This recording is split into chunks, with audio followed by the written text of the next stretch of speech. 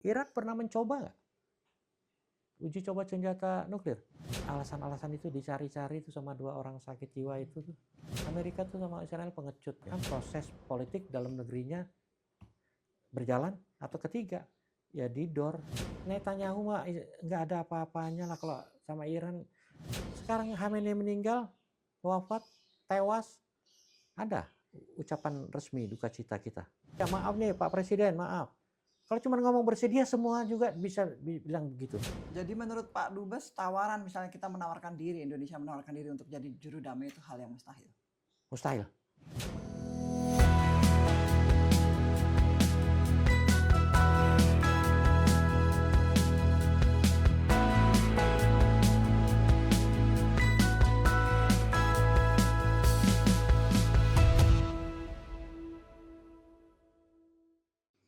Oke, Assalamualaikum Pak Dubes, Bapak Dian Wirengjurit. Oke. Waalaikumsalam. Pak Dian, sebelum kita bahas lebih lanjut soal ketegangan yang saat ini terjadi antara Iran dan Israel, Bapak kan waktu itu pernah menjadi Dubes Indonesia untuk Iran di 2012 hingga 2016, 4 tahun ya Bapak. Kalau bisa digambarkan itu bagaimana sih sebetulnya kehidupan masyarakat di Iran saat itu? Aman-aman tuh.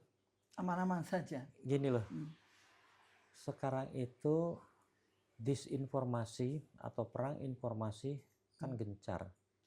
Iran itu sudah mengalami ancaman itu dari sejak revolusi. Ancaman pertama itu perang Iran-Irak 8 tahun. Dikira kan Iran lemah, diserang, dikira runtuh. Tidak kan? Malah bangkit. Oke, kita cerita di situ cukup dulu. Tapi kebangkitan ini itu ke semua lini kehidupan masyarakat. Apa sih yang dikehendaki masyarakat? Buat saya simpel kok. Rakyat ingin hidup layak dimanapun. Rakyat dimanapun negara.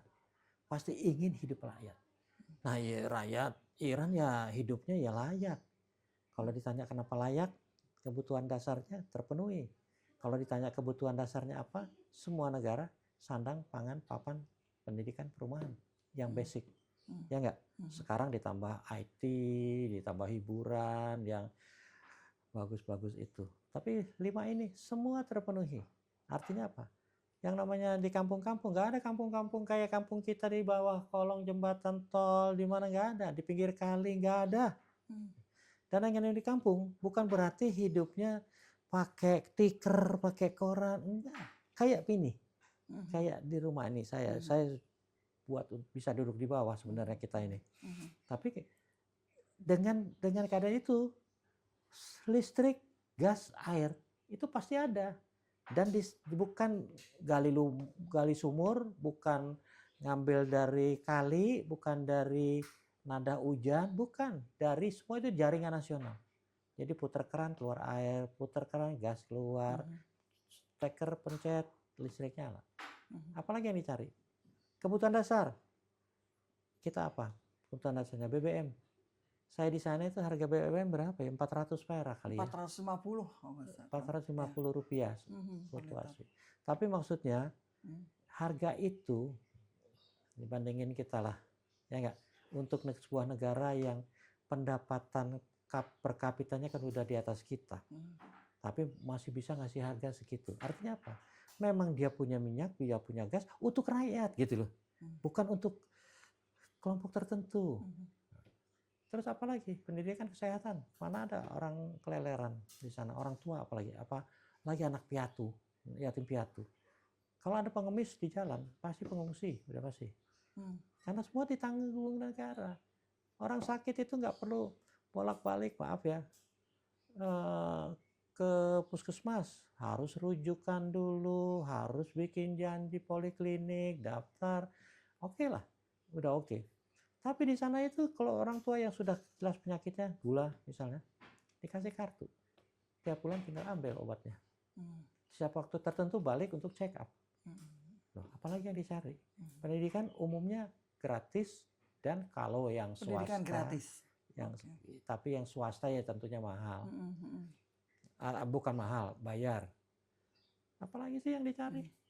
Pak Dubes Juni 2025 ya sempat berkunjung ke sana. Maksudnya Mei sampai Juni. Mei sampai Juni selama 1 bulan. Ada yang mungkin berbeda nggak waktu itu Bapak berkunjung dari Ya jelas tugas ada yang penugasan tahunan? berbeda. Mau bicara secara apa? Secara manusianya, Hmm, hmm, perempuan. hmm, Sekarang udah lebih bebas. Saya sama istri saya kok. hmm, hmm, Dan saya suka keluyuran, jadi suka ngopi. Saya punya teman-teman banyak di sana tempat ngopi. hmm, Jadi perempuan sekarang itu di tempat kopi ya kayak kita sekarang loh. Yang pakai kerudungan ya pakai, ya nggak? hmm, hmm, Kita kan nggak ada kewajiban aja, yang pakai ya pakai. Di hmm, sana ada kewajiban, tapi maksudnya sekarang sudah lebih toleran pemerintahnya. Selama tidak katakan mabok-mabokan itu dilarang, minuman keras dilarang. Nggak kayak kita dilarang tapi beredar juga kan kira-kira gitu. hmm, Di sana kan dilarang. Kemudian apalagi yang dicari dari itu? Dulu saya di sana, kalau saya suka keluyuran bener deh. Nonton apapun saya tonton. Saya suka volley, saya suka sepak bola. Di stadion volley yang tertutup misalnya. Ketika saya itu ada sistem buka tutup. hmm, Kalau pertandingan volley berlangsung terus penontonnya sudah penuh, tiketnya sudah habis katakan, hmm, hmm, berarti laki-laki itu yang beli itu. hmm, Ya perempuan nggak bisa masuk. Tapi hmm, kalau pertandingan antar klub yang tidak populer masih ada tempat, perempuan disediakan biasanya agak di pojok memang. hmm. Tapi sudah boleh nonton. Kalau mau yang fisik, silakan ketik Google. Mall terbesar di dunia. Ada. Wah, pintu masuknya berapa? 11 pintu. Kenapa ada mall terbesar itu?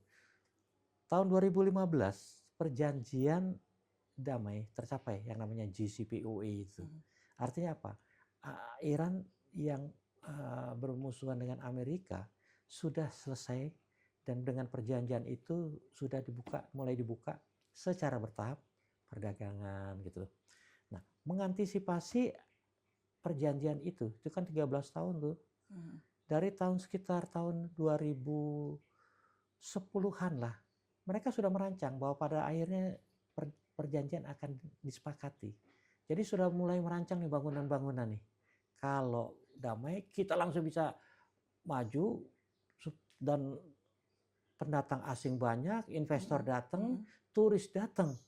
Jadi mulai disiapkan lah tuh yang namanya mall terbesar itu apa namanya? Tehran Mall. Itu kalau saya datang di sana apa namanya nih? Bukan booth, apa namanya, ruang-ruang yang dialokasikan untuk usaha apapun, mereka mengantisipasi brand-brand barat itu masuk. Jadi kalau masuk, udah disiapin tuh Christian Dior, Hermes, apalagi segala Branded macam semua sudah ada. ya. Cuman ya dengan sekarang perjanjiannya dibongkar lagi sama si sakit jiwa itu, si Trump itu ya otomatis sanksinya makin ketat, perdagangannya jadi terhenti, ditutup, artinya masih ditutup. Tapi sudah disediakan tuh. Dan di dalamnya, Insya Allah, Iran itu kan 4 musim ya, segala fasilitas ice skating, tim hoki es, mereka udah punya. Convention juga ada di satu tempat itu luas sekali. Dan mereka masalah parkir itu nggak di kita, karena mereka sudah ditata. Itu memang di pinggir kota. Jadi parkirnya juga luas banget. Jadi kayak kota yang sudah tertata rapi, kayak peradabannya itu sudah sudah terbentuk gitu ya. Betul sekali. Coba dilihat. Betul, peradaban. Menahan, bertahan, survive dari berbagai gempuran.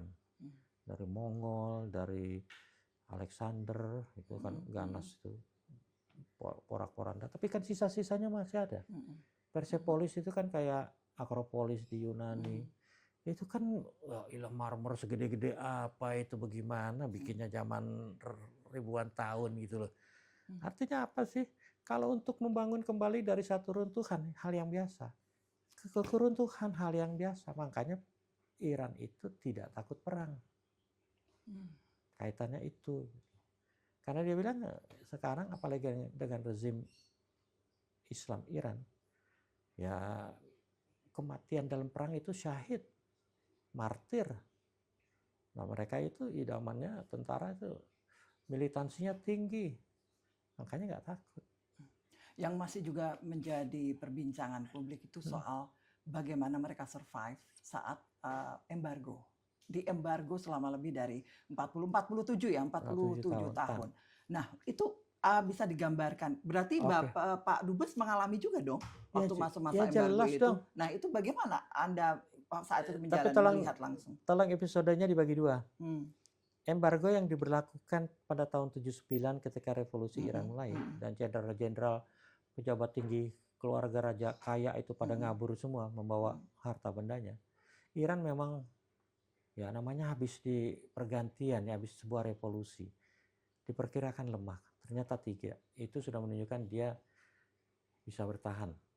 Nah, kalau ditanya embargo mulai, iya, tapi waktu itu embargonya kan bertahap. Mulai dari pejabat tinggi garda revolusi nggak boleh keluar, nggak boleh ke negara-negara mereka. Pengusaha-pengusaha Iran tidak boleh ke sama mereka. Diperketat lagi kalangan tertentu, misalnya orang-orang yang katakan pegawai negeri Iran dibatasi. Diperketat lagi tokoh-tokoh tertentu dibatasi gitu loh, yang dianggap pro garda revolusi atau pro revolusi Iran. Itu berlangsung lama, terus mulai sanksi tapi terbatas. Sanksi tidak boleh berdagang ini itu gitu loh ya. Tahun 2002 mulai sanksi yang masif. Kenapa? Karena 2002 mulai kelompok oposisinya mendeklarasi bahwa Iran membuat senjata nuklir. Panik Barat. Mereka tunjukkan buktinya. Ini bukti-buktinya. Kira-kira wajar nggak sebuah kelompok oposisi di pengasingan, ini diumuminya di Washington, punya foto-foto satelit, foto-foto jarak dekat gitu. Artinya apa? Itu kan semua disuplai Amerika. Mereka berbasis di sana. Satelit Amerika yang motret, mereka yang klaim bahwa itu upaya mereka. Memang mereka punya pengkhianat, artinya yang motretin kasih sana, punya pembelot yang membelot, membawa dokumen, iya, tapi kan tidak banyak. Nah, dengan dasar itu sanksi diperketat. Semua lini kehidupan yang penting stop, tidak boleh berhubungan sama negara. Apa aja? Perdagangan militer jelas, tapi maksudnya otomotif, dirgantara, petrokimia, semua tidak boleh. Padahal itu dikelilingi negara-negara ini ya Timur Tengah dan Itu, mereka survive sendiri. Tapi maksudnya semua lini itu lini ekonomi pentingnya tidak boleh ada. Perbankan nggak boleh. Kolaps nggak juga. Dan tetap bertahan. Hanya dari waktu ke waktu sejalan dengan semakin ketatnya sanksi, ya nilai dolar juga meningkat gitu loh. Artinya kurs nilai tukar berubah. Saya datang di sana $1 11.000. Sekarang kan 1,5 juta atau berapa? Saya waktu bulan Juni itu 1,3, 1,2, 1,3. Sekarang kan 1,5. Nah, tapi mereka survive kan tetap aja. Kenapa bisa survive? Karena tadi punya sumber daya yang dibutuhkan dunia. Mereka tuh satu hari bisa 4 juta barel sehari produksinya. Kalau tidak ada sanksi, tidak ada apa. Padahal kebutuhan mereka cuma 1,5 juta. Artinya apa? Yang 2,5 juta kan buat ekspor. Apakah dengan sanksi itu berkurang? Iya berkurang. Dunia memperkirakan dia hanya mampu produksi 1,5. Kenapa 1,5? Kebutuhan nasionalnya 1,5. Tapi ternyata di pasaran tetap aja yang dia produksi adalah sekitar 3 juta. Loh, kenapa masih bisa produksi? Karena yang siapa yang nggak tertarik sama minyak? Ya nggak? Sumber energi utama dunia. Loh, terus bagaimana? Ya segala cara kan harus ditempuh. Artinya di pasar gelap kita bilang. Loh, terus yang beli siapa? Jangan salah tolong ya. Maklar-maklar barat itu beredar, itu yang nyari minyaknya Iran itu. Jadi dia datangin tuh Kuwait, Irak, dia datangin tuh Qatar, dia datangin seberangnya nih Emirat Arab. Ya minyak-minyak yang mereka jual disalurkan lewat situ. Kenapa? Karena hubungannya baik. Selama ini apa pernah Iran invasi? Nggak pernah. Pernah menembakkan 1 peluru aja ke tetangganya? Nggak pernah. Yang ada dia diserang duluan oleh Irak tahun 80. Loh, setelah itu apa? Kehidupan damai. Walaupun Israel itu kan selalu menyebutkan tuh gombal-gombalannya Israel tuh. Iran adalah ancaman eksistensial. Bayangan tuh. Loh, yang mengalami ancaman eksistensial sebenarnya siapa? Coba perhatikan peta dan demografi. Iran itu negara bangsa Persia dikelilingi bangsa Arab. Iran itu negara Islam Syiah dikelilingi oleh Sunni.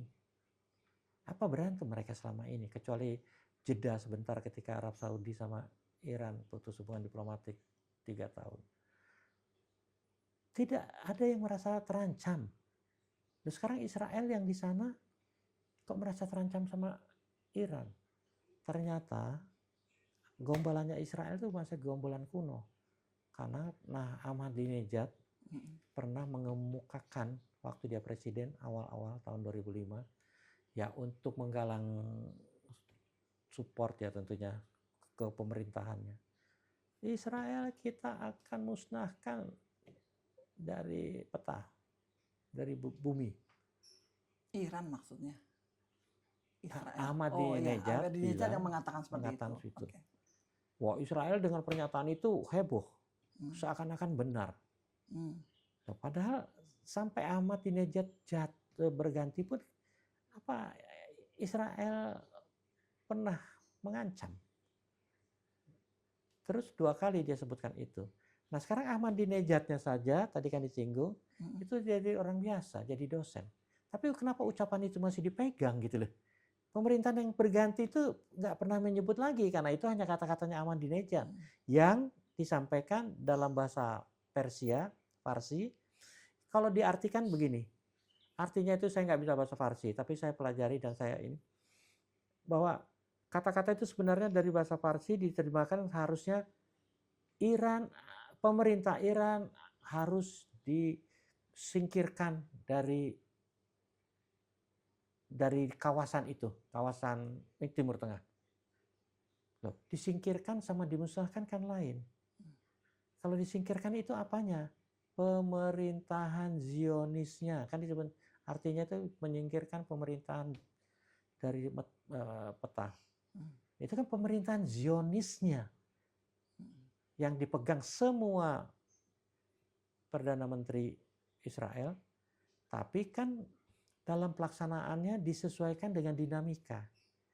Tahun 90 Menahem Begin kan bisa menciptakan perdamaian. Artinya apa? Zionisnya tidak dikedepankan, tapi perdamaiannya yang dikedepankan. Artinya berdamai lebih baik daripada memaksakan Israel raya kan gitu. Lebih baik bertetangga karena tetangganya Israel kan semua negara Arab sudah berdaulat. Ya masa mau menghapuskan satu sama lain kan nggak mungkin. Kalau terkait ini Pak Dubes, isu yang didengungkan nih Iran ini nuklir gitu, dugaan. Gitu. Nah itu kalau Pak Dubes sendiri seperti apa tanggapannya? Simple ya. Saya nggak ngomong teknisnya, tapi simple gini. Sebuah program sebuah program nuklir, artinya sebuah teknologi nuklir itu kan bukan haram. Semua negara boleh kok punya program teknologi nuklir, ya nggak? Berdasarkan perjanjian non proliferasi 70. Semua negara boleh, kita anggota. Semua negara dunia umumnya anggota kecuali India, Pakistan dan Israel. India, Pakistan dan Israel. Sekarang tambah Korea Utara. Nah, kalau ngomong program nuklir, itu yang dibutuhkan apa? Uranium. Uraniumnya apa diambil dari tambang terus langsung dipakai? Enggak, diproses. Nah, proses pengayaan uranium inilah yang menentukan seberapa besar potensi untuk menjadi senjata, seberapa besar untuk tujuan damai. Sampai 3,67% pengayaan uranium itulah tenaga listrik. Makanya Barat tetap menggunakan, Amerika menggunakan, Jepang yang hancur karena nuklir, karena atom juga menggunakan, juga Eropa. Nah, untuk pertanian dan sebagainya, pengayaannya ditingkatkan. Sampai 20% itu sebenarnya masih ditolerir. Karena itu masih bisa untuk tujuan damai dibilangnya. Di atas itu kalau mesinnya canggih bisa dipercepat menjadi 90%. Nah, kalau 90% itulah senjata untuk senjata, tidak ada lain. Karena reaksinya terlalu kuat dan padat. Kalau ledakan ya ledakan nuklir jadinya. Nah, itulah yang tidak boleh. Tapi kan ini tuduhan tahun 2002 itu kelompok oposisi bilang punya senjata nuklir dengan data. Katanya kan. Loh, sekarang Amerika aja waktu menyerang Irak apa ada terbukti Saddam Hussein punya senjata pemusnah massal. Padahal dipamerin juga kan oleh Menteri Colin Powell di PBB. Nih, Saddam Hussein lagi bikin senjata nuklir, tempatnya di sini. Diserbu sama Amerika, nggak ketemu senjata nuklir, senjata pemusnah massal. Nah, untuk sebuah senjata nuklir sudah punya pengayaan katakan, itu kan harus bikin roketnya, harus ada bahan bakarnya yang canggih, bukan bahan bakar cair yang literan yang gampang habis, padat, artinya harus pakai teknologi tinggi, juga bentuknya harus ramping dan harus punya kepala nuklirnya. Nah, sekarang nuklirnya kalau udah punya semua ini, Irak pernah mencoba nggak uji coba senjata nuklir? Nggak pernah. Setidaknya even simulasi sekalipun ya, tidak pernah. Simulasi mungkin karena begini, tidak pernah. Karena apa? Yang udah pernah itu jelas Korea Utara. Sekarang malah Amerika nggak berani apa-apa sama Korea Utara tuh, didiemin tuh, ya nggak? Padahal senjata nuklir dicobain udah lewat Jepang, Korea. Lah kalau dijatuhin ke Jepang kan gampang. Terus kalau dia mau, kok nggak berani nyerang? Ya karena dia punya nuklir, karena berbatasan dengan Cina. Ya nggak? Amerika tuh sama Israel pengecut ya. Nah, setelah terbukti gini, IAEA, lembaga pemeriksa pengawas teknologi nuklir dunia, si Grossi, siapa namanya dirjennya, lihat baru-baru ini menyatakan kok. Karena inspekturnya itu kan selalu memeriksa fasilitas. Terbukti nggak ada, dan itu nyata. Tapi memang IAEA ini saya nggak pernah percaya, jujur ya, saya nggak pernah percaya sama yang namanya IAEA. Ketua-ketuanya selalu barat, gitulah kira-kira. Tapi tidak selalu, tapi barat. Dan di dalam IAEA itu mata-matanya Israel dan Amerika dan negara barat sangat banyak. Dan mereka lah inspekturnya. Jadi laporan-laporan inspektur ke lapangan, ke situs-situs yang diduga, sebagian besar barat tuh. Jadi dengan pernyataannya Grossi, ya ternyata tidak ada. Tapi laporan mereka dulu, apalagi dirjen yang sebelumnya, orang Jepang, Yukio Amano, itu tersadap bicara sama dubes Amerika, ada di Wikileaks. Amerika maunya apa? Artinya laporannya mau seperti apa? Mau dibilang itu pengayaan uraniumnya sudah membahayakan, kita tulis gitu loh, kira-kira gitu. Tidak pernah terbukti. Yang pasti begini, Mbak Nina punya mobil kan? Ini bannya, ini pintunya, ini mesinnya, ini gardannya. Kalau masih terpisah, apa kita bisa bilang itu mobil? Nggak bisa dong. Spare part. Nah kalau ngomong spare part, di Iran itu ini tempat proses pengayaannya, di sini bikin udangnya, di sini bikin bahan bakarnya, di sini bikin siripnya, di sini bikin moncongnya, kan dipisah-pisah, scatter. Dan pengayaannya kalau dihancurin di sini berhenti dong teknologi untuk reaktor. Pengayaannya ada di sini, ada di sana, ada di sana. Buat roketnya ada di sini, ada di sana. Artinya apa? Kalau Iran terpaksa dan seperti ini dilanjutkan, bukan tidak mungkin ini dirakit nih. Artinya jadi senjata nuklir, gitu lah.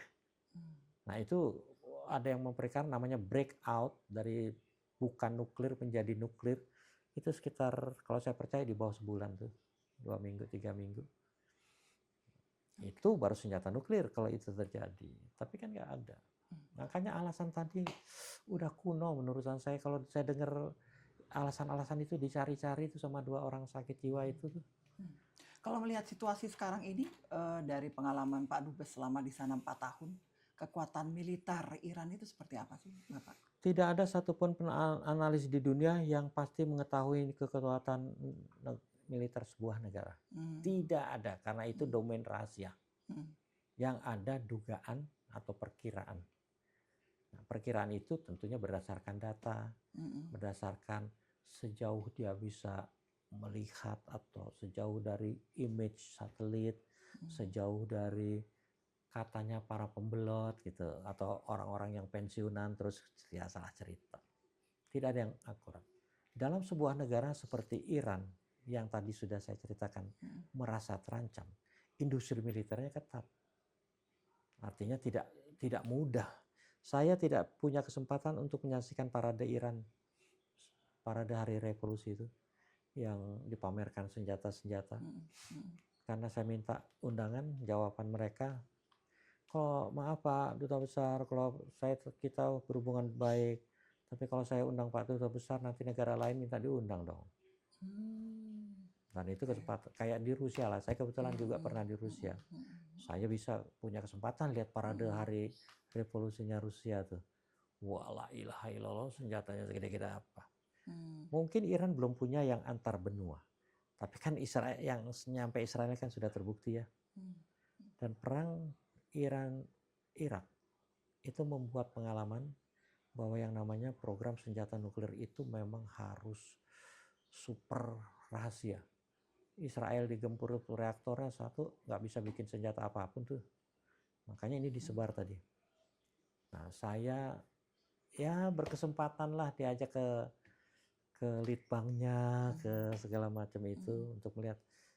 Artinya mereka udah bisa ngirim satelit ke orbit kok. Artinya apa sih ya, kalau roketnya itu dikembangkan jadi roket apa namanya yang orang bilang balistik, ya kan tinggal masalah teknis pelaksanaan. Kalau di sana itu mayoritas kan bangsa dengan Parsi ya. Bangsa Persia. Bangsa Persia dengan bahasa Parsi ya. Itu dikenal bukan dengan bangsa Persia.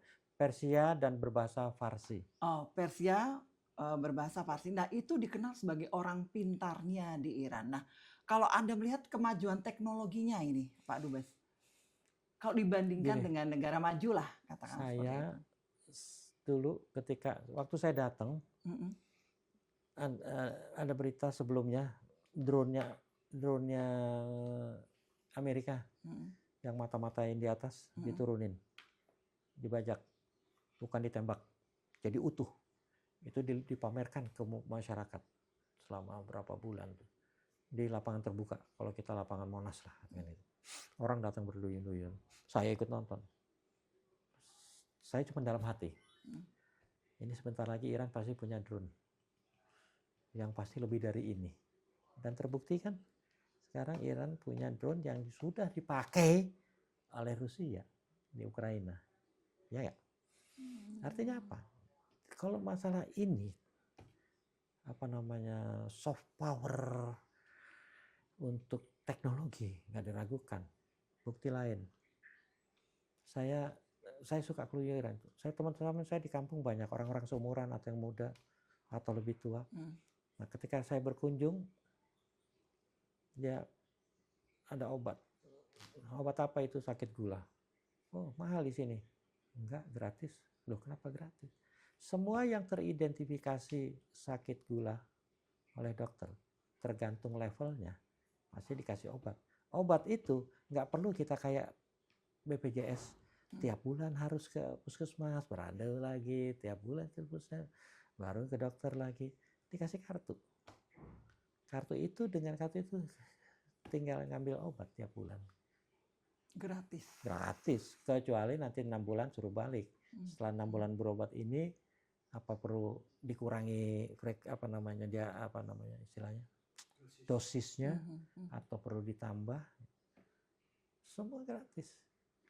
Teknologi apa lagi? Ini yang nyata-nyata ya. Anak buah saya, staf saya, itu ke sana sudah menikah, sudah 6 tahun, 7 tahun kawin, belum punya keturunan. Sudah mencoba kemana-mana, terutama di Indonesia, keluar juga, Singapura kalau nggak salah, atau Penang, saya lupa. Tugas di saya, di Iran. Kontak, oh ada dokter di sini. Hamil nggak lama. Dari sisi kesehatan sudah semaju itu. Dan, waduh, Kalau nggak lihat nggak percaya. Kalau saya cerita pasti nggak dipercaya. Nggak apa-apa saya bilang. Yang penting saya harus mengemukakan ini sekarang karena ditanya kan. Terus saya harus jawab yang apa adanya. Canggih teknologinya. Contoh, ketika embargo dilakukan terhadap otomotif, pabrik-pabrik investor asing waktu itu yang dominasi di sana Prancis, Citroën, Peugeot, Renault itu punya pabrik, mobil-mobil itu ya. punya pabrik. Ketika diberlakukan 2002 itu, mereka lari dengan harapan ini mati, berarti akan kesulitan masalah transportasi. Dia kembangin sendiri, sekarang jadi mobil-mobil merek dia. Dengan merek sendiri ya? Dengan merek sendiri, Khodro, Saipa, Saman antara lain. Dan sekarang itu Iran jadi eksportir sebelum perang ini ya silakan cek. Eksportir terbesar buat negara tetangganya. Di Afghanistan itu banyak Saipa, banyak mobil Iran, di Afghanistan, di Pakistan yang bagian baratnya. Ya banyak lah. Artinya bukan hal yang aneh. Artinya apa? Sudah bisa membuat, bukan merakit. Bukan kayak SMK. Berarti SMK. dari sisi teknologi, kesehatan, pendidikan itu sudah ada perubahan juga ya di pendidikan sangat juga. berkembang. Jadi tidak sekarang bayangkan ya, sebuah negara yang diembargo masif oleh hampir semua negara maju termasuk perbankan. Ternyata bukan hanya bertahan, tapi tetap berkembang dengan kecepatan seperti ini. Kebayang nggak kalau tidak ada sanksi? Paling tidak menyamai negara-negara Arab di seberangnya tuh dengan gedung-gedung yang megah, mewah, segala macam. Loh, naik ke dia punya menara yang tadi bangunan tertinggi menara, naik ke atas, lihat ke bawah, tata kotanya rapi. Kita mungkin ada nih saya lihat di fotonya nih. Nah makanya. Tadi sahabat Nina sebelum memulai wawancara saya tuh sempat tertarik dengan buku-buku yang ada di ruangannya Bapak Dubes. Nah ini ya Bapak ya, salah satu fotonya ya Bapak. Tertata rapi, lalu untuk railway stationnya, transportasinya juga seperti itu. Silakan, coba main-main ke undergroundnya, keren. Tapi tidak sekeren Rusia. Rusia keren, saya kebetulan di sana. Tapi artinya bukan barang aneh di sana itu yang bikin underground kereta api bawah tanah itu. Bisa bikin gedung tahun berapa itu udah bisa bikin menara Milat itu jadi nomor 5 besar dunia atau 7 besar sekarang. Kalau Pak Dubes memperkirakan nih, kalau kita lihat situasi sekarang kan belum juga surut nih Pak. Ini akan lama apa enggak sih Pak? Pertanyaannya, jawabnya begini. Kita berhadapan dengan siapa? Kalau kita berhadapan dengan orang waras, bisa diajak dialog. Karena kita tahu makin lama makin susah dua-duanya. Artinya susah bersama. Itulah yang namanya dalam konsep militer mutual assured destruction. Kita terusin sama-sama hancur nih. Israel kita terusin sama-sama hancur nih. Ya kan?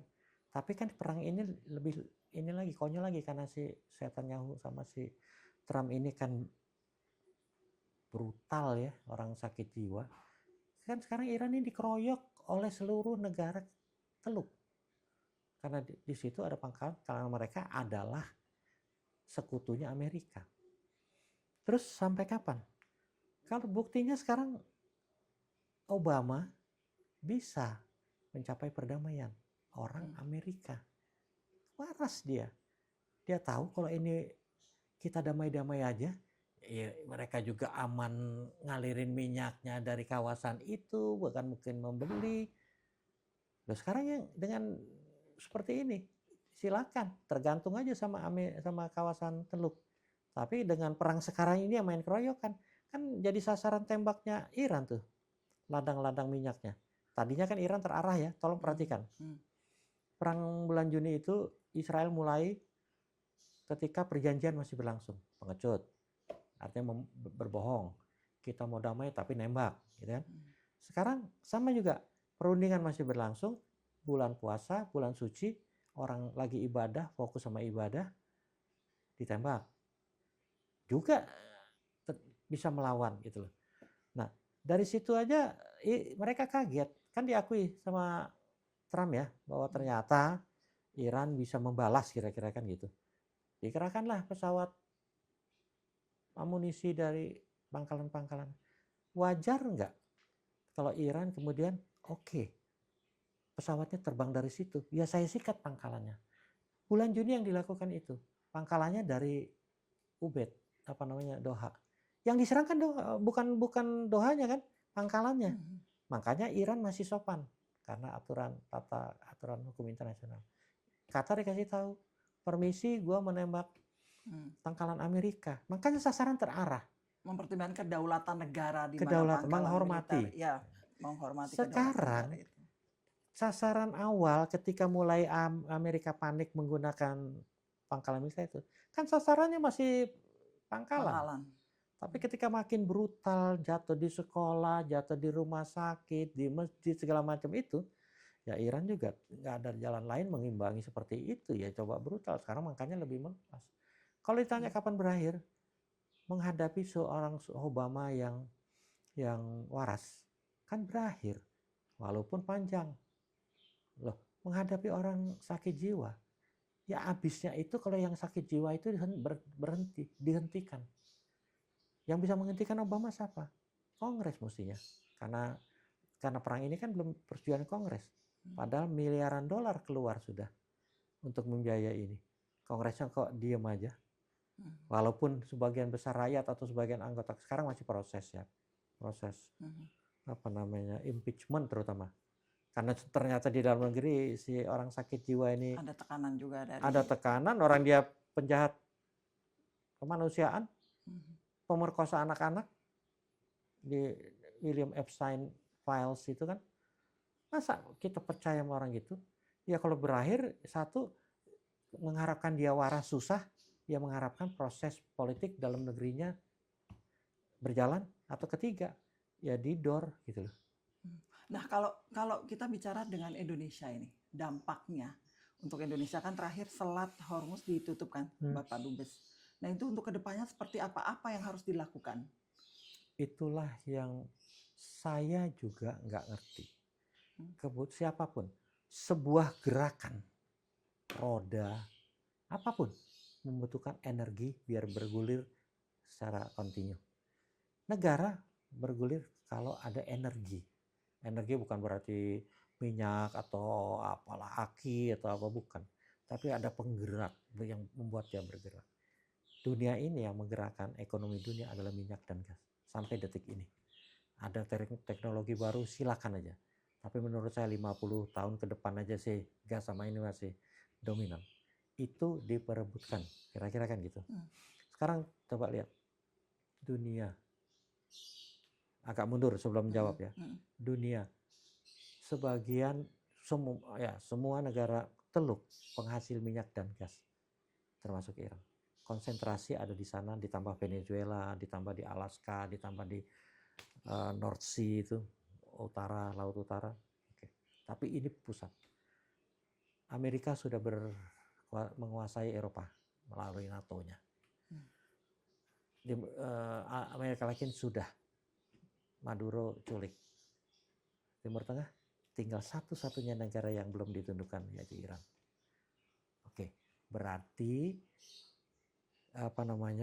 tujuannya itu supaya menundukkan Iran, supaya semua dikuasai, supaya perdagangan dari Timur Tengah melalui Hormuz itu bisa dikuasai jalurnya. Lah kita tergantung sama Hormuz. Artinya apa? Ada apa-apa perang 73 antara Israel sama negara-negara Arab kelilingnya, yang negara Arab pengepungnya kalah, harga naik. Kita senang karena waktu itu kita eksportir, harga naik, kita foya-foya. Itu hobi kita begitu tuh, foya-foya. Tapi nggak memperhitungkan mempersiapkan cadangan energi. Nggak dibuat tuh, padahal kita lagi jaya waktu itu. Nah, cadangan itu energi kita kan sekarang 12 hari cadangan BBM. 18 hari. Sekarang katanya Bahlil 20. Setahu saya 18. Nah, artinya apa? Ini lebih dari 18 hari perang, hari ke-19 kita nyari minyak di mana? Kira-kira kan gitu ya. Apa Singapura masih bisa nyuplai terus? Orang minyak dia juga ngandelin apa namanya Timur Tengah. Cuman karena dia pasar spot, artinya penampung. Ya dia penampung ya yang butuh sementara ini ya butuh berapa? Dia bisa storage-nya besar. Mau tahu detailnya kenapa kita nggak maju nih dengan cadangan minyak kita? Saya di sana datanglah pengusaha nomor besar di Indonesia, salah satu terbesar. Waduh bos, kami akan buat apa namanya, kita akan buat storage. Dulu kebijakannya sebagian besar storage kita tuh di Indonesia Barat, Indonesia Timur kosong. Makanya masalah transportasi jadi isu, makanya harga di timur gila-gilaan.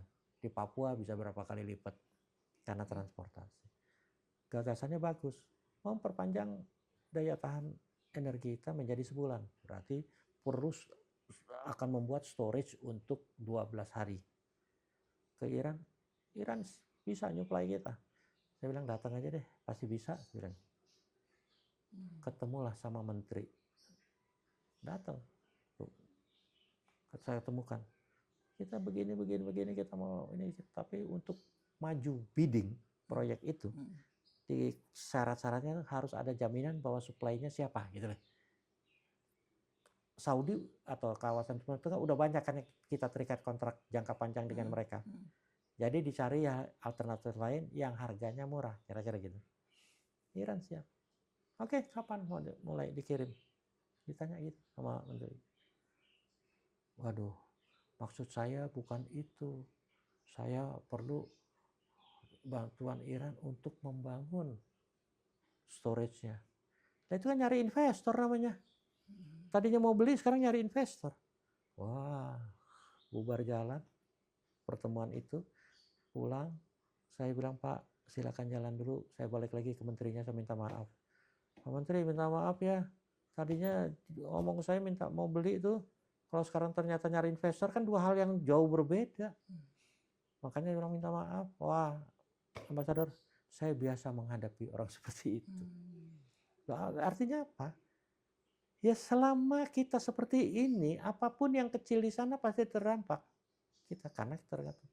Tapi kita sendiri nggak apa ya. Dari itu tahun berapa? Saya di sana 2013-an saya ketemu, 14-an ketemu itu. Sampai sekarang nggak ada tuh yang namanya proyek penambahan storage buat meningkatkan daya tahan energi. Nggak ada tuh berapa tahun segini. Lo ngapain aja terus pemerintah itu sampai sekarang? Katanya sudah menyadari kalau itu sangat krusial gitu. Lah Jepang tanyain cadangan energinya berapa ratus hari itu, 200 hari ya. Berarti untuk pemerintah saat ini ya mungkin setelah pernyataan Menteri Bahlil gitu kan soal cadangan itu ya yang harus dilakukan ya wait and see atau harus seperti apa ini? Buat saya kalau langkahnya ini bukan nggak bisa dianggap sebagai langkah darurat ya. Langkah darurat itu ketika terjadi stop dari itu langkah darurat. Tapi kan ini harus langkah strategis yang jangka panjang. Kalau jangka panjang ya mestinya dari sekarang gitu loh. Mulai ditetapkan, diproyeksikan gitu mau kapan. Kayak energi nuklir. Pada akhirnya kan sekarang ditentukan bahwa tahun 32 insya Allah reaktor pertama berdiri, kan gitu.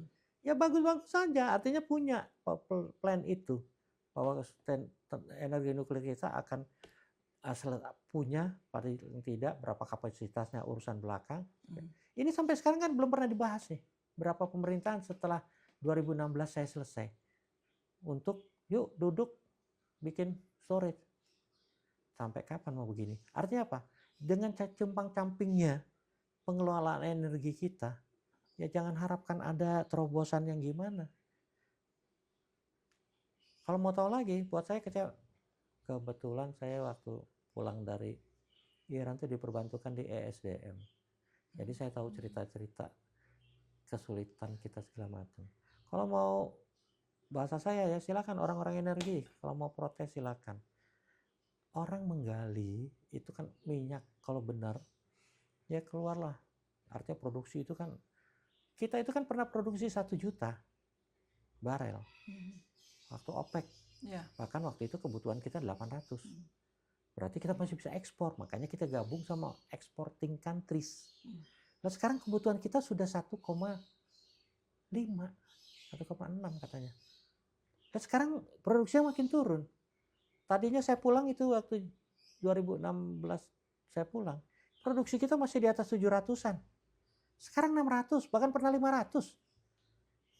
Turun ya. Makanya sekarang kan dibilang sama Bahlil, kita kan impor 1 juta. Dalam hati saya, buset deh, dari saya pulang sampai sekarang kemana aja gitu loh. Kok malah turun produksinya. Makanya kalau mau jujur, menurut saya sekarang ini kayak kita ngais-ngais tuh.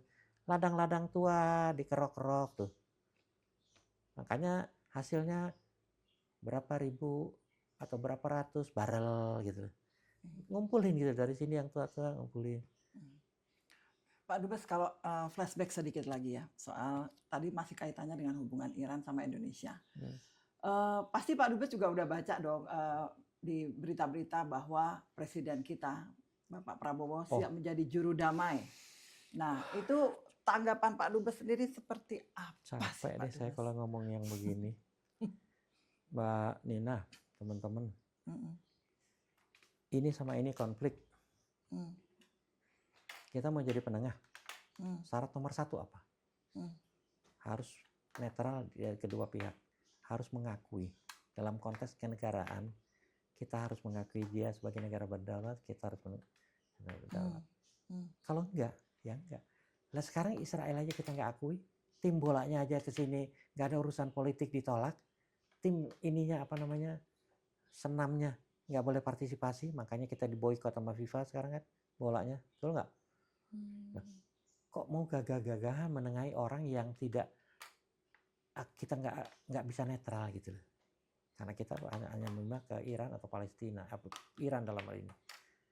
Tapi kalau mau jujur lagi, kita selalu masih mengedepankan paradigma lama. Apa itu paradigmanya?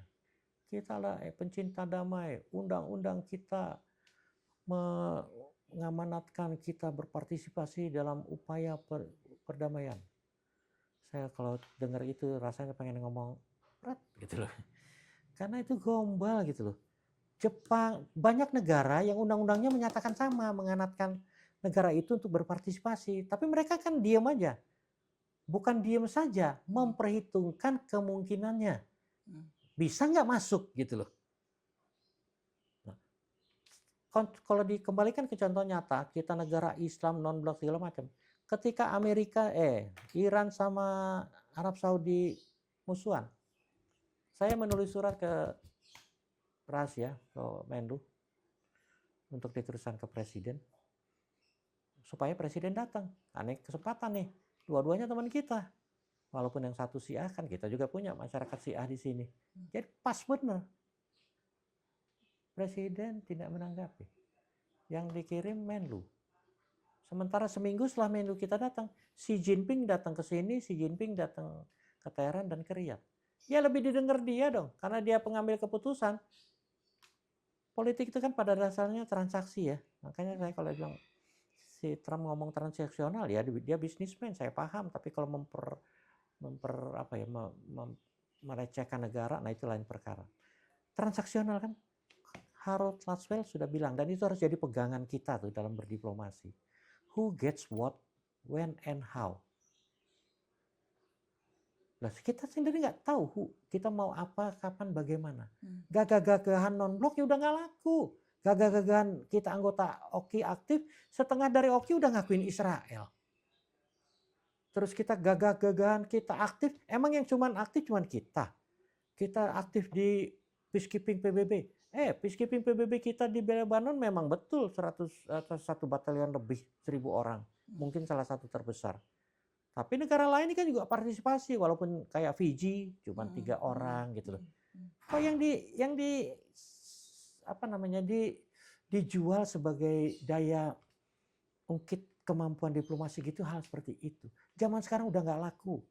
Yang pasti ketika Iran masuk, Cina masuk, simpel kok pertanyaannya. Lo kalau damai, gue bisa ikut membantu, ikut mengembangkan kawasan. Lo punya minyak, ini punya minyak, gue beli minyaknya dua-duanya. Lo perlu apa lagi di sana? Investor buat apa? Buat konstruksi, buat segala macam. Oke, gue invest di lo. Happy dua-duanya, damai. Jadi menurut Pak Dubes, tawaran misalnya kita menawarkan diri, Indonesia menawarkan diri untuk jadi juru damai itu hal yang mustahil. Mustahil. Mustahil. Karena tidak akan laku. Buat saya tidak akan laku. Silakan catat. Kalau saya salah ya silakan, nanti kalau pada waktunya saya dikecam silakan. Tapi nggak ada dasarnya. Kita orang menyelesaikan masalah diri sendiri aja nggak mampu kita dengan kawasan terdekat ASEAN. Si Padan Ligitan hilang ke Malaysia. Penyelesaiannya bukan ASEAN, Den Haag, Arbitrase Internasional. Kamboja sama Thailand lagi perang. ASEAN bisa selesaikan? Enggak. Masalah Myanmar berlarut-larut bisa selesaikan? Enggak. Padahal kita punya reputasi bagus. Ya, zaman Soeharto. Masalah Mindanao di Filipina, Mindanao Selatan, masalah Muslim, pergolakan, kita ngikut menyelesaikan bersama Oki. Waktu itu, perang saudara Kamboja, kita selesaikan. Berdasarkan semangat non-blok. Dua-duanya sahabat, kita sama-sama tidak memihak. Jadi, sekarang itu semua udah, modalitas itu udah nggak laku. Undang-undang dasar segala menurut saya ya, gombal. Kalau modalnya cuma itu. Makanya jangan harap BOP jalan. Artinya jelas mengarah ke situ, jauh. BOP lain cerita. Nggak akan bisa. Kalau cuma ngomong saya bersedia, maaf nih Pak Presiden, maaf. Kalau cuma ngomong bersedia, semua juga bisa bilang begitu. Tapi jangan salah, ketika peluru pertama dilontarkan waktu Juni atau waktu sekarang deh kemarin 28 Februari. Itu otomatis diplomasi itu jalan gitu loh. Nah, siapa yang jalankan? Orang-orang yang punya kepentingan besar di kawasan dan mempunyai leverage. Makanya tanpa di kasat mata, sekarang pun negara-negara Teluk itu lagi gencar-gencarnya mengupayakan supaya menahan Trump sama Israel. Karena mereka punya hubungan sama Israel, punya jelas anteknya Amerika, anteknya Trump. Nah, itulah lagi, kalau diterusin yang rugi mereka kok. Megah-megah gedung itu mau dihancurkan.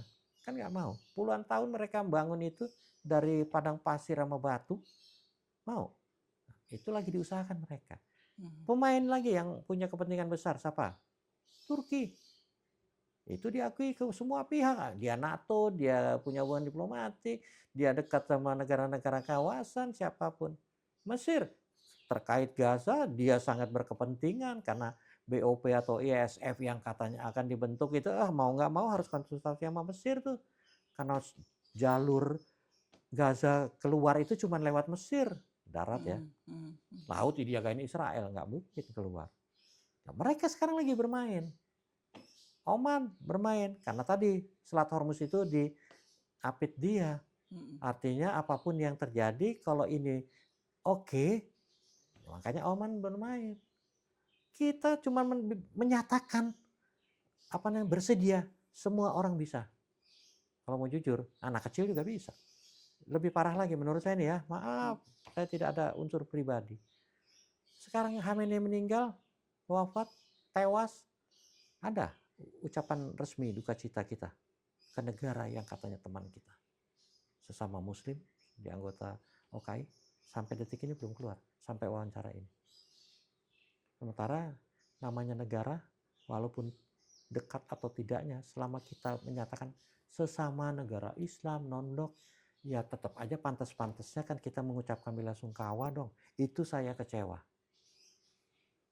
Masa sekedar mengucapkan selamat. Kalau nggak mau datang ke kedutaan, ya kirimlah ucapan selamat secara resmi. Saya kebetulan kemarin lewat lagi tuh kedutaan Iran.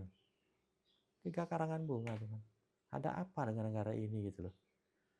Masa yang begitu aja dimobilisasi untuk tidak boleh mengucapkan, kan lucu ya. Masa 3 karangan di depan, lihat deh kalau masih ada sekarang. Saya bilang, ya Allah, bagaimana kita mau jadi penengah gitu loh. Anda 4 tahun bertugas di Iran ya. Ini terakhir mungkin Bapak. Enggak sih, pokoknya Ya, silakan, tapi terserah aja. ya. 4 tahun bertugas di sana, di tempat di sana. Ini terakhir Bapak. Anda membuat buku ini. Ini Oh, sahabat yang lengkap dengan foto-foto kan Bapak Dian kan suka banget ya fotografi ya. Dari sekian negara, sepertinya lebih lengkap. Anda pernah nggak membuat buku selain belum, belum hanya di sini, hanya waktu Anda bertugas karena waktu saya di Iran? mulai mengemari kan belum digital. Iya, iya. Nyetak aja mahal, saya kan nggak mampu. Mhm. Saya kan dari kalangan nggak mampu, bagaimana mau nyetak. Oke, Pak Dian, dari buku ini apa sih rangkuman yang bisa Anda gambarkan tentang Iran ini saat itu? Begini, dalam buku ini? kalau mau jujur, kita sama Iran itu jelas hampir sama tradisi budayanya. Misalnya apa? Keramahan. Kita kan selalu bangsa yang ramah gitu ya. Tawuran sering gitu. Bangsa yang toleran, gereja mau bikin aja dibakar-bakar. Apakah itu citra? Di Iran tidak. Tidak ada yang seperti itu. Punya gereja ada. Gereja ada. Gereja ada Bukan di sana, ya? gereja, sinagog ada. Yahudi, komunitas Yahudi kan di sana ada. Makanya punya parlemen, di undang-undang Iran kan diakui. Makanya dia punya wakil. Ini yang juga nggak banyak tahu. Tradisi beragam. Mereka beragam dari satu provinsi ke lain. Saya sebagian terungkap di sini, keseniannya, makanannya, kostumnya, segala macam. Nah, intinya apa? Saya membuat buku ini dan yakin mungkin deh, saya mungkin pemecah rekor Guinness sekali. Seorang diplomat yang bikin foto tentang negara tempatnya. Bukan negara saya foto, saya pamerkan di sana, bukan. Saya datangi, saya potret, saya pamerkan di sana. Dan ternyata ada yang menemukan. Rasanya mungkin baru saya nih, kalau mau sombong. Tujuannya apa? Ya inilah bentuk sarana saya untuk mengenalkan bahwa yang dinamakan, yang disebut Iran yang katanya seram, menakutkan, serba hitam, negaranya suram, ya seperti ini. Di kampung-kampung kan ada, saya sampaikan. Nah, contoh foto halaman itu saja, itu sengaja dia. Itu bentuk penyambutan terhadap tamu itu. Nah ini juga nih, kalau diperlihatkan. Ini seni tradisional, itu makanan tradisional tuh, yang chef itu makan roti itu 500 perak selebar itu buat 4 orang tuh, setengah meja ini. Artinya apa sih? Budaya-budaya ini di kampung-kampung kita juga kalau datang sana kan ramah tamah itu masih dirasakan.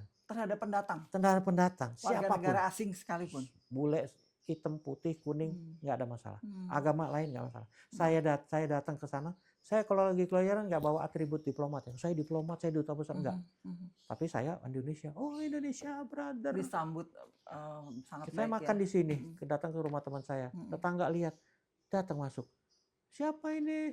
Oh ini teman saya, kata tuan rumah. Dari Indonesia. Oh salaman.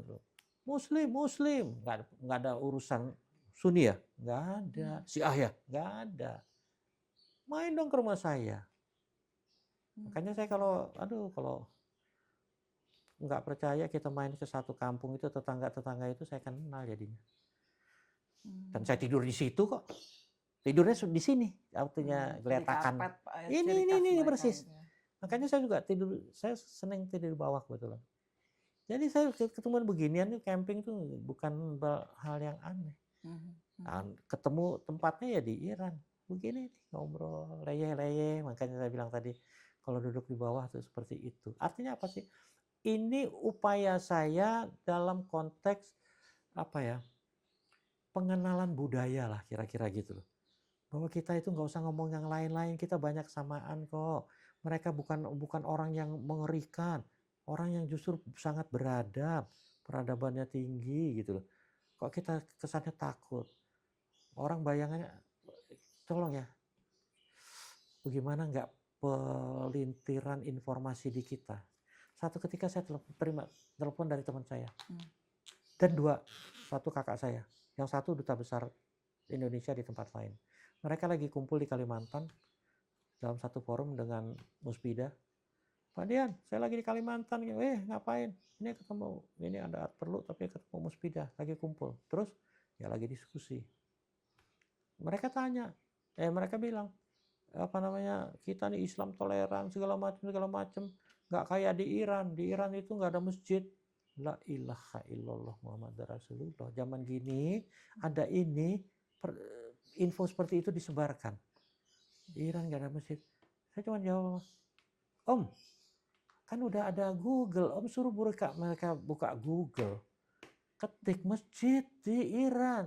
Iya, tapi kan gua perlu dari lo, karena lo kan bisa buat ininya, speakernya gua kerasin gitu loh. Bahwa silakan aja ya. Saya pikir selesai di situ. Saya lagi naik mobil nih. Telepon teman satu lagi, kakak saya di Bekasi, kakak kandung saya. Ya, gua lagi pengajian sama ibu-ibu sama ini nih di komplek. Bapak-bapaknya juga ada. Ustadznya bilang, jangan kayak Iran, nggak ada masjid. Mbak nelfon gue pakai apa, Mbak? Ya pakai HP. Ya suruh aja mereka lihat di HP di Google. Keluar semua. Coba artinya apa? Hal-hal seperti itu di kita dimobilisasi. Hari yang sama, satu di Kalimantan, satu katakan di Jawa, di Bekasi, melontarkan tema di Iran itu bukan Islam, Iran ini bukan negara Islam, nggak ada masjid. Buat saya orang udah sampai IT, udah sampai rudal-rudalan, kita masih ngomongin begituan ya, Pak. Apakah yang negara Pancasila kayak begitu? Sampai sekarang masih. Buat saya, maaf teman-teman warga Indonesia, nggak usah ikut-ikutan yang begituan deh. Cara yang bicara sendiri Pak Dubes ini juga sudah 4 tahun di sana ya. Pak Dubes, satu lagi Pak, tadi saya lupa menanyakan soal hubungan Indonesia-Iran. Untuk dari segi perdagangan ini, ekspor impornya, apa yang kita butuhkan dari Iran dan apa yang Iran butuhkan dari kita sebetulnya, Pak? Saya bilang tadi kita sangat dekat dengan Iran karena dalam konteks perdagangan kebutuhan kita itu komplementer, saling melengkapi. Buktinya apa? Kita butuh apa saja dari Iran? Minyak, gas, petrokimia, baja, semua ada di sana. Mereka butuh apa? Karet, kelapa sawit, kertas dari kita. Ini contoh aja ya. Yang lain banyak. Nggak tabrakan kan? Loh, kok nggak jalan? Tahu kenapa nggak jalan? Ya, ada sanksi. Saya bilang sanksi itu bisa disiasati. Maksudnya apa? Pembayaran jangan pakai dolar, pakailah renminbi. Baru ternyata kita tahu yang namanya pengusaha besar Indonesia nggak punya apa namanya bisnis dengan Cina yang menggunakan renminbi, yuan. Artinya cuma mengandalkan dolar. Kita nggak punya apa namanya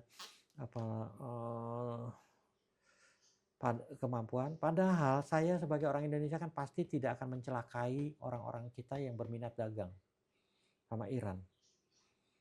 Makanya saya bilang, aduh itu kan masalah pembayaran bisa disiasati. Contohnya Malaysia bisa, ya kan? Malaysia itu punya kebijakan Malaysia as a second home buat orang Iran. Artinya apa? Silakan, padahal Syiah anti loh di undang-undangnya Malaysia itu. Tapi Malaysia as a second home buat apa? Biar mereka belajar ke sini. Keluarga-keluarga yang punya uang belajar di sini, tinggal di sini. Kita fasilitasi. 70-an ribu loh, nggak tahu mungkin sekarang naik atau turun. 70-an ribu orang Iran ada di Malaysia. Punya tempat tinggal, anaknya sekolah di tempat yang katakan di luar negeri. Yang sesama Islam. Lah kita sama Syiah anti, sama Yahudi anti, kapan mau bisa mendamaikan?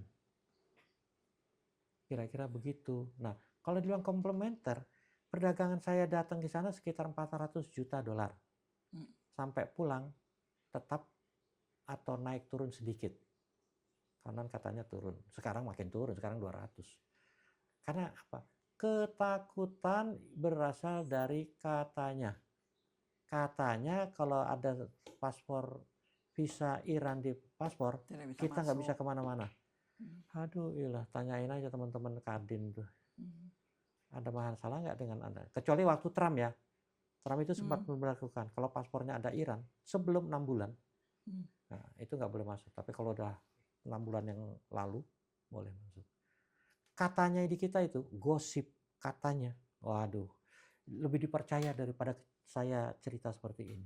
Mau bilang apa? Baik. Jadi, terakhir, Iran itu ke Indonesia sebenarnya pertanyaan satu. Karena begitu merasa dekat, Indonesia maunya apa sama kita? Kalau sama negara lain pertanyaannya, lo punya apa? Beda kan? Silakan dicernakan. Pertanyaan soal banyak yang menyatakan bahwa apakah ini menjadi pintu untuk terjadinya Perang Dunia Ketiga? Menurut Bapak? Perang Dunia Ketiga terlalu jauh. Terlalu jauh ya? Kalau saya pernah menyatakan sebenarnya saya menyatakan Perang Dunia Ketiga, sampai sekarang saya akan menyatakan tidak. Tapi banyak yang menafsirkan juga, saya pernah menyatakan perang yang meluas ke luar kawasan Iran sama Israel aja nggak akan. Karena tadi, buat saya negara-negara Teluk itu masih waras gitu loh. Bahwa selama ini Iran anak baik-baik saja gitu loh, nggak ngancem nggak apa. Ternyata meleset lah katakan. Ya karena kegilaan si Trump sama Netanyahu. Tapi kalau sampai kapan, ya jawabannya cuma satu. Kan tadi saya udah singgung. Ya yang maha kuasa atau si Trumpnya tidak bisa mengambil keputusan. Artinya kalau mengharapkan dia berubah diri jadi gila jadi baik susah. Tapi kalau untuk ya udah secara drastis saja dia di-impeach di dalam negeri nggak akan meluas. Netanyahu mah nggak ada apa-apanya lah kalau sama Iran 1 lawan 1. Kalau anak-anak laki-laki bilang ya silakan coba deh gitu loh. Sekarang bisa bayangkan ya, Iran dikeroyok, dia sendirian dikeroyok, semua nembakin, dia nembakin ke semua. Lah kalau semua ini baik, kan semua ini bisa peluru dia bisa dikumpulkan ngadepin sana. Apa nggak berantakan tuh Israel? Kuncinya itu. Kalau Perang Dunia Ketiga, rasanya juga Amerika kan bukan negara yang lagi bagus sekarang di bawah si Trump ini. Ekonominya memang bagus. Miliaran dolar udah keluar. Sementara gembel di sana kan, yang tadi saya bilang di Iran gak ada gembel, di Amerika gembel ada. Saya kebetulan tahun berapa, belum lama itu. Main-main di sana kan yang di pinggir di Hollywood tapi udah dibersihin. Ada orang santunan kesehatan jadi masalah di sana. Apa namanya, orang yang perlu didanai pemerintah, apa namanya, bantuan tunai itu juga dalam bentuk lain ada di sana. Tapi artinya apa sih kok negara seperti itu, dan kalau sekarang saja indikasinya ya perang dunia nggak terjadi, negara mitranya aja udah mulai menarik diri. Inggris sudah bilang saya nggak mau dilibatkan. Spanyol terakhir makanya Trump mahal-mahal, marah-marah, menolak. Belum lagi Inggris, Prancis juga. Nah buat saya pada akhirnya harus diakui bahwa mau tidak mau akan dibawa ke PBB. PBB sekarang lagi bekerja. Dan di PBB sekarang berarti dari 5 anggota tetap PBB, 4 ini, 2 sudah anti, Cina dan Rusia. Mitranya eratnya, Inggris dan Perancis juga udah mulai wait and see sama si Trump. Kalau perang dunia 3 buat saya terlalu jauh. Amerika dalam konteks sekarang rasanya tidak akan kuat untuk perang dunia seperti itu, apalagi negara-negara sekitarnya. Itu hanya menerima kehancuran, tidak ada lain. Karena stok di pangkalan itu kan bisa dibayangkan untuk berapa lama sih mereka kuat tuh nimbun senjata di situ, nimbun, emang pemeliharaannya nggak besar. Silakan klik Google, pemeliharaan pangkalan di seluruh dunia seperti apa mahalnya. Nah kalau mau jujur lagi, kalau kita mau lihat ke depan, di sekitar kita ada loh pangkalan-pangkalan Amerika yang udah siap kan? Ya nggak? Diego Garcia, Inggris udah mau nyerahin kembali. Singapura, dia suka atau tidak suka, dia tetap orientasinya barat, khususnya dengan Inggris. Di Guam sudah ada, di atas Papua. Di Darwin, di bawah sana, sudah ada pangkalan Amerika. Sekarang Amerika sudah hubungannya baik lagi dengan Filipina. Pangkalan Subic dan Clark itu mau dibuka lagi, ya nggak? Loh, artinya apa? Kita akan dikelilingi oleh pangkalan asing. Artinya apa? Kenapa kita? Kita kaya, makanya koper segala macam dia kerukin, koper tembaga ada emasnya, batu bara kita kerukin. Sekarang apa tuh rare earth itu, mineral jarang itu juga, nikel segala macam mereka pengen kuasai. Lebih parah lagi, kok kita mau bikin perjanjian dagang di mana kita ngasih 1 tapi wajib 10 gitu. Baik. Buat saya kembali ke perang dunia tidak akan, tapi kalau Masih jauh ngomong ya. kita lebih banyak dibohongin sama yang namanya Trump. Ya, Dubes Iran bukannya menghadap ke presiden, ya. tapi ke Bapak Yusuf Kala. Nah, Anda melihatnya seperti apa? Masalahnya gini, setahu saya dubes yang sekarang ini datang sebelum sebelum Prabowo ya. Saya lupa. Tapi artinya dia kan harus menyerahkan kredensial ya. Tapi dengan kenyataan seperti ini, makanya saya ditanyakan masalah ini. Iran mengapresiasi Indonesia, ya kan? Si dubes Iran bikin statement itu, yang telah membantu segala macam. Itulah bahasa basi diplomatik yang diplesetkan oleh kita. Buktinya kita diakui kok bahwa oleh duta besar Iran kita banyak membantu. Itu bahasa basi diplomatik. Yang menyatakan itu adalah bukti bahwa Iran akan tertarik sama tawaran kita menjadi mediator karena itu pernyataan dubes. Bahasa basi kenapa? Sekarang saya ditempatkan di Indonesia, saya dubes asing, disuruh wawancara. Bagaimana hubungan Indonesia dengan negara You? Wah, nggak bagus. Kita nggak pernah ketemu nih. Kita nggak pernah, selalu kontrak bentrokan terus. Masa bikin pernyataan gitu? Kan pasti Indonesia bagus. Loh, untuk dialog seperti itu ke Prabowo kan nggak mungkin secara terbuka menyampaikan dalam kondisi presiden kita sekarang ini ketahuan berpihak kepada siapa. Makanya dia tokoh yang masih aktif dan dikenal memang berbagai upayanya menjembatani konflik di luar. Terutama misalnya Aceh, ya nggak berhasil tuh. Nah itu kan berarti punya kredibilitas untuk dianggap sebagai tokoh yang mungkin bisa menjabati sekarang ini gap antara Indonesia dan Iran ini. Ya, tadi saya sudah cerita mengucapkan duka cita aja berapa susahnya sih gitu loh. Apa dengan takut karena dengan mengucapkan duka cita kepada Iran akan mengkhianati Amerika? Come on, terlalu jauh kalau gitu. Artinya sudut pandang seperti itu, kerangka pikir seperti itu kan bagaimana ya dalam dunia diplomasi. Oke, baik Pak Dubes, terima kasih untuk sharingnya dan kita berharap tidak sampai terjadi ya Pak Perang Dunia Ketiga ya Pak, damai terus-terusnya. Baik, sehat-sehat selalu Pak Dubes. Sama-sama, terima kasih teman-teman, mudah-mudahan ada manfaatnya. Amin.